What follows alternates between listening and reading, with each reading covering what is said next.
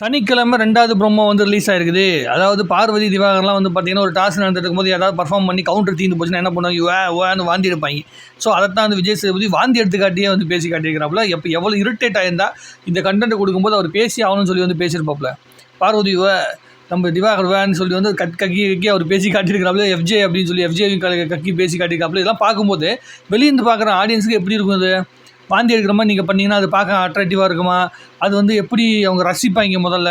அதுக்கப்புறம் பார்வதி நிற்க வச்சு கேள்வி கேட்டிருக்காங்க. இது தப்பு தான் அப்படிங்கிற மாதிரி பார்வதியும் திவாகரும் மண்டையை கமுத்திடுவாங்க. வழக்கம் போல் சனிக்கிழமை வந்து நிற்க வச்சு கேள்வி கேட்டாங்கன்னா அப்படி ஆஃப் ஆயிடுவாங்க. மற்றவங்க வந்து நம்ம தான் உட்காந்துக்கிட்டு வந்து வாழ்னு கத்தின்னு கிடப்போம்.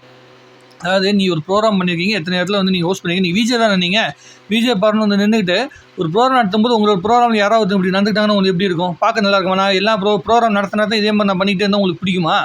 அது எப்படி நீங்கள் ரசிக்கிற மாதிரி இருக்கும்? என்ன இது மனநிலை? இது முதல்ல ஒரு டாஸ்க் நடக்கும்போது அது ஒழுங்காக உங்களுக்கு பண்ண தெரியாதா அப்படிங்கிற மாதிரி வந்து பயங்கரமாக கேட்டிருக்காரு போல.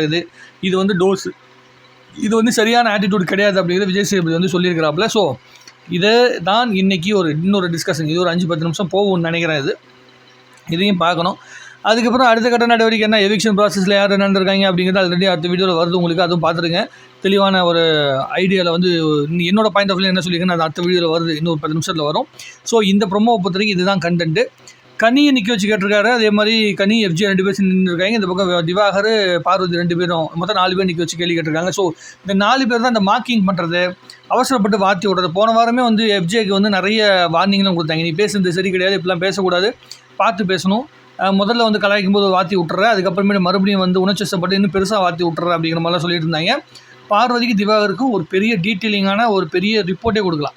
இவங்க என்னென்ன விஷயங்கள் தவறு பண்ணாங்க, என்னென்ன விஷயங்களில் வார்த்தையை விட்டாங்க, என்னென்ன விஷயங்கள் வந்து இரிட்டேட் ஆனாங்க அப்படின்னு நீங்கள் ஒரு லிஸ்ட் எடுத்திங்கன்னா, ஒட்டுமொத்தமாக அந்த ப்ரொமோ மட்டும் எடுத்திங்கனாலே உங்களுக்கு வந்து ஒரு ப்ரொமோக்கு ஒரு 10 நிமிஷம் பேசுனீங்கனாலே உங்களுக்கு வந்து 2 மணி நேரம் கண்டென்ட் வரும். அவ்வளோ பண்ணி வச்சுருக்காங்க. எல்லா ப்ரொமோலையும் வரணும் அப்படிங்கிற ஒரே காரணத்துக்காக, இந்த பல்ஸ் கிடைக்கணுங்கிறதுக்காக எல்லாத்துலேயும் நெகட்டிவிட்டி. ஒரு டாஸ்க்கு பண்ணால் அந்த டாஸ்க்கில் மூஞ்சி வச்சுட்டு வர வேண்டியது, அதுக்கப்புறம் அது ஒரு சண்டை, அதுக்கப்புறமேட்டு நீயே அவகிட்ட உட்காந்து பேசுகிறீங்கன்னு ஒரு சண்டை, அதுக்கப்புறம் ராணியாக போட்டால் ராணியோட வேலையை செய்ய முடியாத ஒரு சண்டை, மந்திரியாக போட்டால் இந்தாலும் போட்டால் மந்திரியாக என்ன பண்ணணும் அப்படிங்கிறது உங்களுக்கு புரியல, அது ஒரு சண்டை.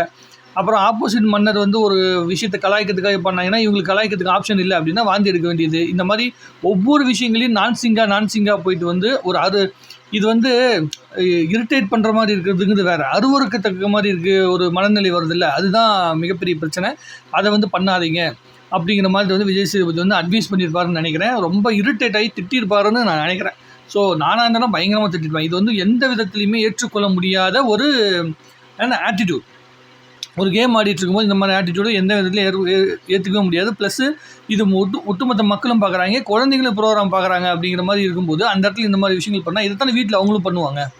ஒருவேளை இது வைரல் ஆகுதுன்னு வைங்களேன், இவங்க பண்ணுற ஒரு கேவலமான ஒரு சமீட்சையை வந்து வைரல் ஆகுது அப்படின்னா அப்போ அதைத்தானே எல்லோரும் ஃபாலோ பண்ணுவாங்க. மீமில் போட்டு கலாய்ப்பாங்க, அதை அப்படியே ஃபாலோ பண்ணி குழந்தைங்களை அதை ஃபாலோ பண்ணால் நல்லாவாக இருக்கும். வீட்டில் ஏதாவது அட்வைஸ் பண்ணும்போது உட்காந்துட்டு வாந்தி எடுக்கிற மாதிரி பண்ணால் நல்லாவாக இருக்கும்.